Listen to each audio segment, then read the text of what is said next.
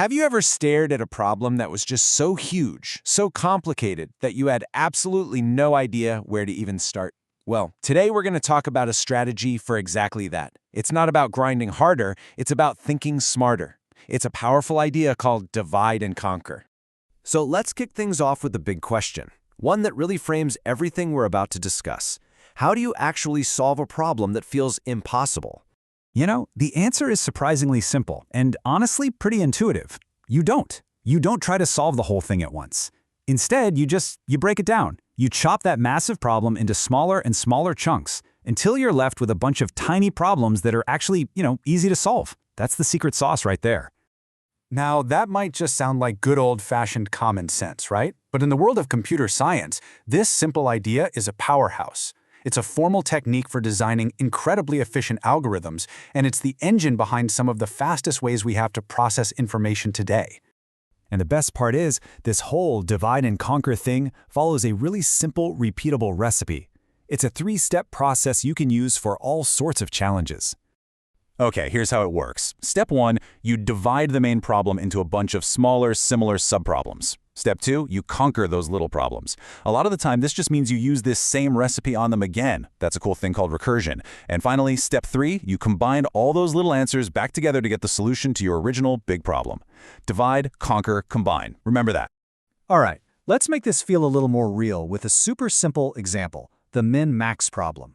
The challenge is easy to understand. I give you a big list of numbers, and you have to tell me which one is the absolute smallest and which one is the absolute biggest. So instead of going through the list one by one, we can just split it in half. Then we take those halves and split them in half. We keep doing this over and over until we just have a bunch of tiny little lists with maybe 2 numbers each. And at that point, finding the min and max, that's trivial, right? Then we just combine the results, working our way back up the chain until, boom, we have the min and max for the entire original list. Okay, so you get the basic idea. But here's where things get really interesting. We're going to see how just applying this recipe isn't always enough. Sometimes the real breakthrough comes from finding a little clever twist. Think back to grade school when we all learned long multiplication. Well, for a computer, multiplying 2 big numbers that are n bits long takes about n squared steps. All that really means is, as the numbers get bigger, the time it takes to multiply them gets way, way longer. So that's our starting point. That's the speed we have to beat. Which leads to the obvious question, right? Can we use our new divide and conquer recipe to do this faster? Can we actually beat n squared? So we try it out. We split each number in half, and that turns our one big multiplication problem into 4 smaller ones.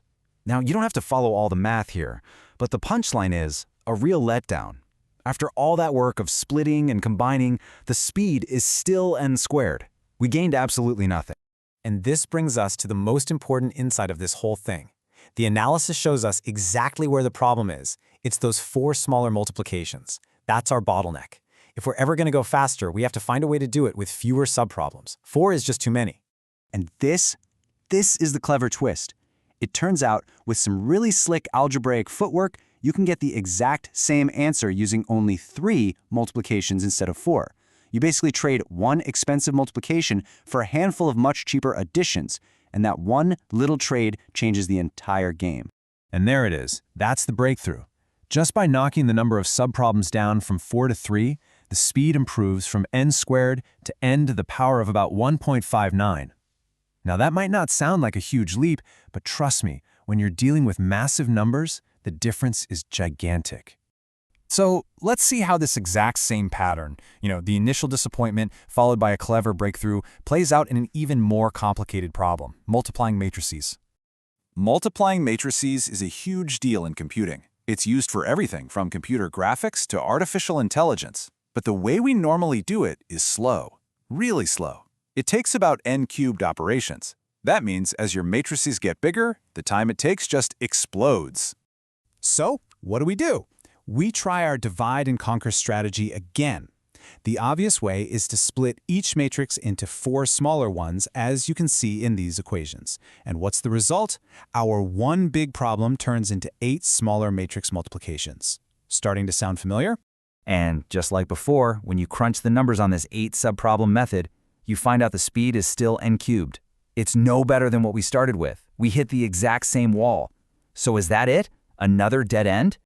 Well, not according to Volker Strassen. Back in 1969, he found the clever twist. He came up with this set of absolutely brilliant formulas you're seeing here, which get the job done using only 7 multiplications instead of 8. It's the same trick all over again. Trade one expensive step for a bunch of cheap ones. And the impact is incredible. Just by going from 8 subproblems down to 7, the complexity drops from n cubed all the way down to n to the power of about 2.81. Now, because that improvement is in the exponent, for really big matrices, this isn't just a small speed up, it's a total game changer. Okay, so let's zoom out from these examples for a minute and think about the big picture. What's the real lesson here? The pattern we've seen is pretty clear, right? Divide and conquer is an amazing way to start attacking a huge problem, but just applying it in the most obvious way might not actually help. The real magic, the real breakthrough, almost always comes from some kind of non-obvious clever twist, a twist that figures out how to do the same job with fewer of those expensive repeating steps. And that kind of brings us to a final, bigger thought. This whole pattern of finding a smarter way to reduce the core work isn't just about old computer science problems. It applies to innovation in any field. So it makes you wonder, what huge modern problems that we're struggling with right now are just sitting there, waiting for someone to find their own clever twist?